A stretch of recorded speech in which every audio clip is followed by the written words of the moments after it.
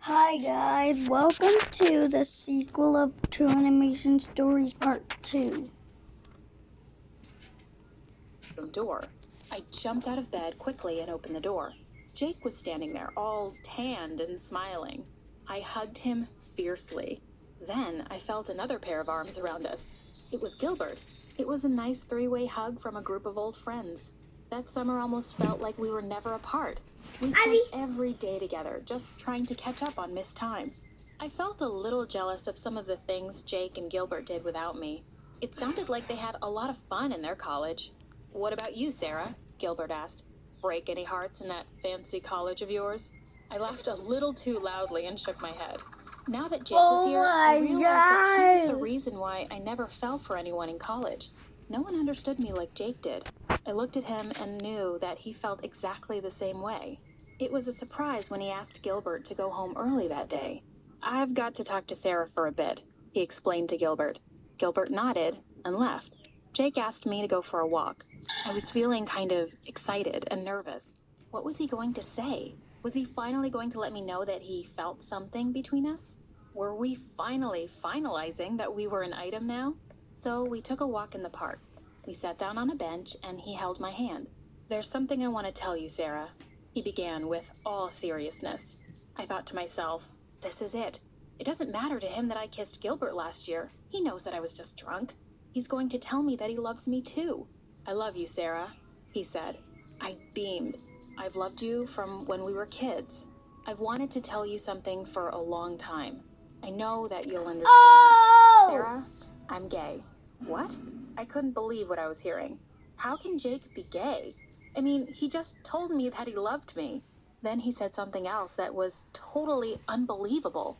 He said that he was in love with Gilbert, and Gilbert felt the same way about him. I just sat there and stared at Jake.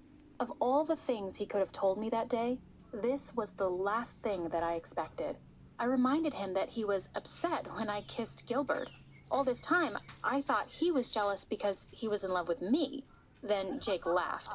"I knew you were just pretending that you forgot about that night," he said. "I was trying to save your dignity. I also know that you kissed Gilbert because he's so handsome. I thought that was the reason I fell for him too, but it's not just his looks. You know how Gilbert is. He's so great." Damn, Jake. He knew me too well. But there was something he knew nothing about. He didn't know that I was in love with him. He kept talking about wanting his own family. He never felt like he was complete because he never knew his own parents. He was scared to come out to other people, especially to his grandparents. He kept asking me if I understood and if I was still his best friend. I couldn't reply. Why would you do that? Why would you tell her? My heart felt like it was being crushed in my Yeah, it is. chest. So I stood up and left. It was just too humiliating. I didn't see either Jake or Gilbert again that summer. It was a relief when it was finally time to go back to school. I went through a dating craze when I went back to college, and I rarely went home. I didn't want to see anyone from my past. It was probably all over town by now. Everybody probably knew that Jake was gay. I couldn't face everyone feeling sorry for me. So I dated as many boys as I could. I needed to prove to myself that men could fall in love with me. I needed to prove to myself that I didn't need Jake's love. So I ended up dating Wesley, Don't and be he naked. became my boyfriend. Then one day, I was pregnant. There was no other place to go but home. I packed my bags and went home in tears. My life was such a mess. Wesley was just as shocked as I was. He didn't want to be a father, just like I didn't want to become a mom. Not yet, anyway. I was too young.